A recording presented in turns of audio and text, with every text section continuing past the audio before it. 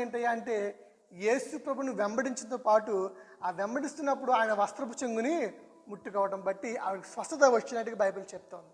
ఇప్పుడు ఆ తిప్పలన్నీ ఏమైపోయి తిప్పలు తొలగిపోలేదా? ఆశ్చర్యం కదా.